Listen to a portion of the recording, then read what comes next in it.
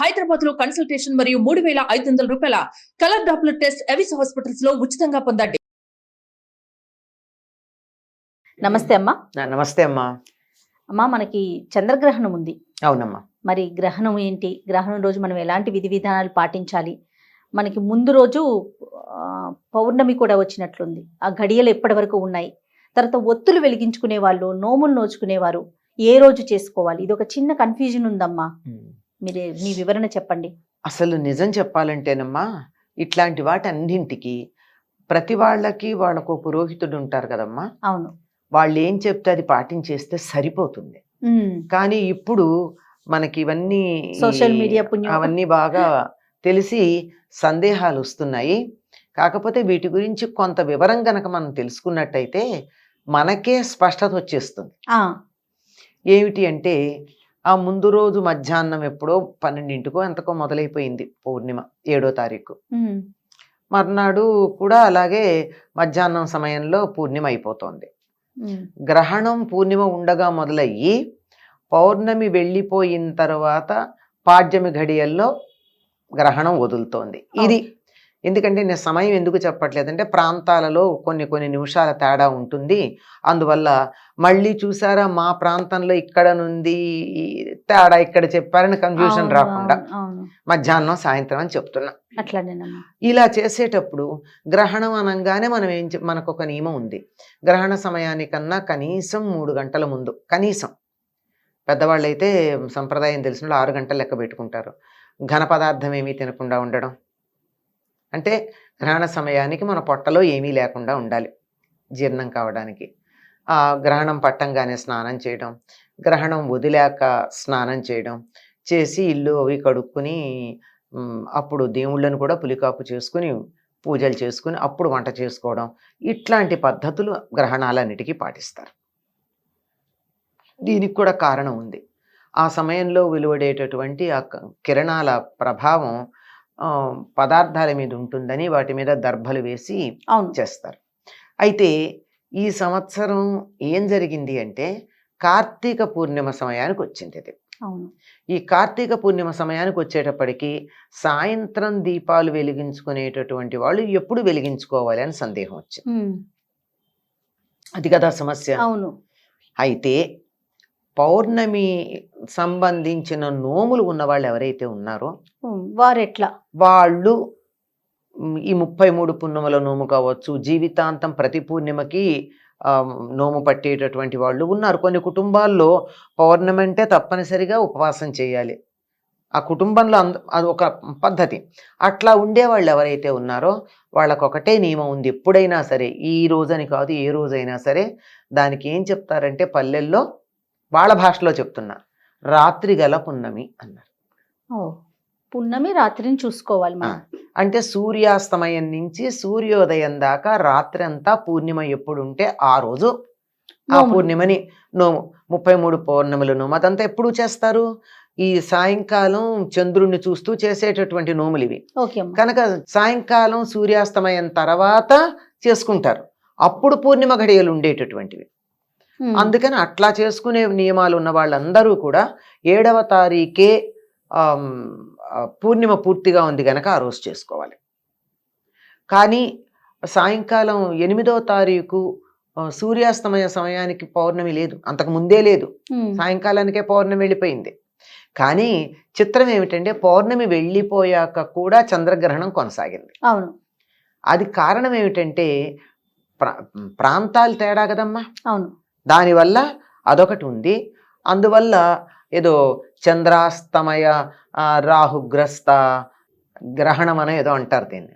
అంటే చంద్రుడు పౌర్ణిమ అయిపోయిన తర్వాత కూడా అది కొనసాగినటువంటి, అంటే అస్తమయ సమయానికి అట్లా ఉన్నదనేదో.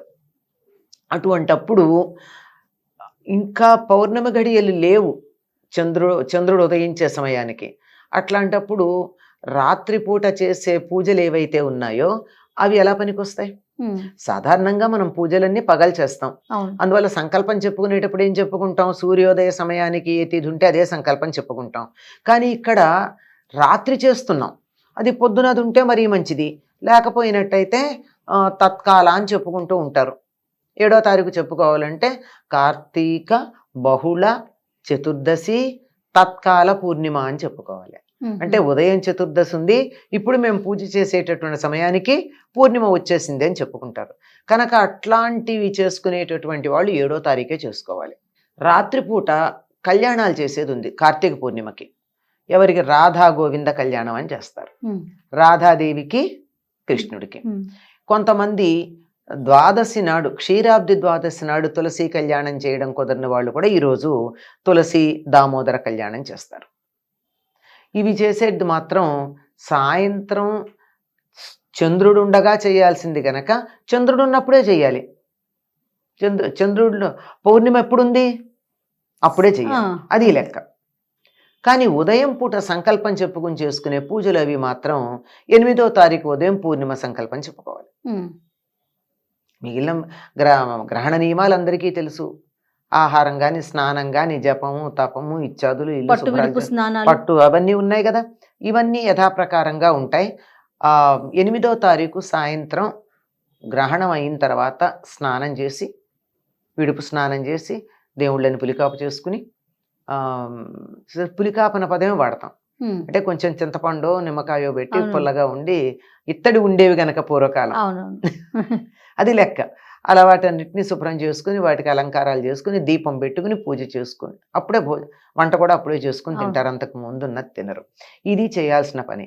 ఇంకా ఏదన్నా వ్రతాలు లాంటివి ఏమన్నా ఉంటే ఆ తర్వాత చేసుకోవాలి. కానీ దీపాలు పెట్టుకోవచ్చు. దీపం అయిపోయిందిగా గ్రహణం. అవును, గ్రహణం అయిపోయాక దీపం పెట్టుకోవడానికి ఏముంది?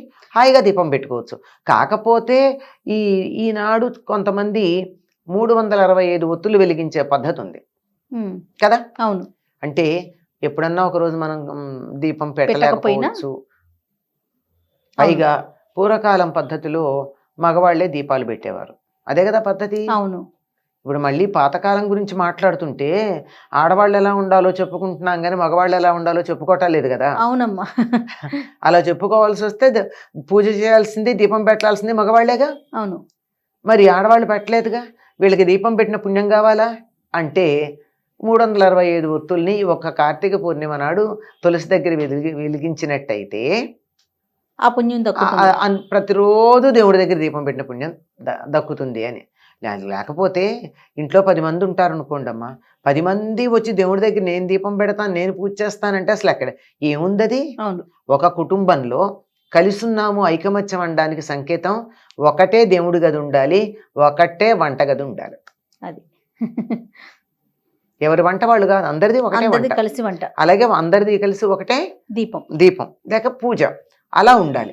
కనుక వీళ్ళకు కూడా విడిగా మాకు ఏదన్నా కావాలి అని అనిపిస్తే మాత్రం ఈ విధంగా 365 ఒత్తులు వేసి దాన్ని దీపం పెట్టుకుంటారు. అది సాధారణంగా ఉదయం పెడతారు. ఈ మధ్యకాలంలో వింటున్నది ఏమిటంటే, నేను కొద్దిమంది సాయంత్రాలు కూడా 365 ఒత్తులు వెలిగించుకుంటున్నారు అని విన్నాను. అంటే ఇళ్లల్లో కుదరని సందర్భం, కొంతమందికి ఇంట్లో అవకాశం ఉండదు అనేక కారణాలుగా. అట్లాంటి కారణాలు చాలా ఉంటాయి, ఇవన్నీ నేను చెప్పలేను, చాలా ఉన్నాయి. అటువంటప్పుడు ఆలయానికి వెళ్ళి అక్కడ వెలిగించుకుంటూ ఉంటారు. ఏదో ఒక ఆలయం, వీలైతే శివాలయం, విష్ణు ఆలయం అయినా పర్వాలేదు, వెళ్ళి అక్కడ వెలిగించుకుంటారు. అది ఎప్పుడు వెలిగించుకోవాలని సందేహం. పూర్ణిమ ఉంది ఉదయం గనక ఉదయం వెలిగించేసుకోండి ఇంట్లో తులసి దగ్గర, సరిపోతుంది. ఎప్పుడైనా సరే గ్రహణానికి ముందు ఏం పట్టింపు లేదమ్మా. గ్రహణం తర్వాతే గ్రహణ శూల అని చెప్పి తర్వాత ఏ పనులకి పనికిరాదు మర్నాడు. ఓహో. అంచేత మామూలుగా స్నానం చేసి దీపం పెట్టేసుకోవచ్చు. కానీ 365 ఒత్తులు లాంటివంటే అప్పటికి ఇంకా పూర్ణిమ లేదు గనక ఉదయమే పెట్టేసుకోవడం మంచిది. లేదు మాకు పూర్ణిమ ఘడియలు ఉండగా సాయంత్రమే పెట్టుకోవాలంటే ముందు రోజు పెట్టండి. ఉదయం ఉన్నది మాకు ముఖ్యం అనుకుంటారా, 8వ తారీఖు పెట్టుకోండి, అభ్యంతరం ఏం లేదు. వీటిల్లో ఇంత రకాలుగా కాంప్లికేషన్స్ చేయక్కర్లేదమ్మా. మన సంప్రదాయంలో ఇంత ప్రతిదానికి ఈకలు పీకినట్టుగా చెయ్యక్కర్లా. ఒక పద్ధతి ఉంది, వీలు కానప్పుడు కొంచెం మార్చుకుని చేసుకున్నా సంకల్పానికి ముఖ్యం, ప్రధానం. అది నీకు చెయ్యాలన్న ఉద్దేశం ముఖ్యం. నీకు ఎంత కుతూహలం ఉంది, చెయ్యాలని శ్రద్ధ ఎంత ఉంది, శ్రద్ధాసక్తులు, భక్తి అవి ప్రధానం. కనుక మామూలుగా ఎక్కువ చర్చ లేకుండా చేయాలి అని అనుకున్నట్టయితే ఇక గోవింద కళ్యాణాలు సాయంత్రం పెట్టాలన్నది 7వ తారీఖు సాయంత్రం, లేదంటే 365 ఒత్తులు మర్నాడు ఉదయం వెలిగించుకున్నా సరిపోతుంది. ఇప్పుడు మనం చంద్రగ్రహణం అప్పుడు ఎలాంటి జాగ్రత్తలు తీసుకుంటారో గర్భిణీ స్త్రీలు, సూర్యగ్రహణానికి కూడా అవే పాటించాలా? ఏ గ్రహణానికన్నా ఒకటే, చంద్రగ్రహణం విషయం వచ్చేప్పటికి స్త్రీలు కొంచెం ఎక్కువ జాగ్రత్తగా ఉండాలి, ఇంకొంచెం ఉండాలి, ఎక్కువ ఉండాలి. ఎందుకంటే గర్భిణీ స్త్రీలు ఇంకా జాగ్రత్తగా ఉండాలి. అమ్మా. కారణం ఏమిటంటే సముద్రాన్ని గనక మీరు చూసినట్టయితే ఆటుపోటులు అమావాస్య పూర్ణిమాలకి కనపడుతూ ఉంటాయి. అంటే నీళ్ల మీద చంద్రుడి ప్రభావం ఉంది కదా, అవును, నీటి మీద చంద్రుడికే ఎక్కువ అధికారం ఉంది. ఉమ్, అందువల్ల మరి గర్భస్థ శిశువు తల్లి కడుపులో ఉన్నప్పుడు దేంట్లో ఉంటాడమ్మా? నీటిలో, ఉమ్మ నీటిలో ఉప్పు ఉంటాడు నీటిలో. అవునమ్మా. కదా. ఉమ్, ఆ నీరు కూడా కొద్దిగా మామూలుగా కదిలే కదలిక కాకుండా కొంచెం హెచ్చు తగ్గుల్లో ఉంటుంది. మరి అట్లా ఉన్నప్పుడు ఆ శిశువుకి ఎటువంటి ఇబ్బంది కలగకుండా, అంటే వెంటనే ఏమన్నా అవకరాలు వచ్చేస్తాయని మనం ఏం చెప్పలేం.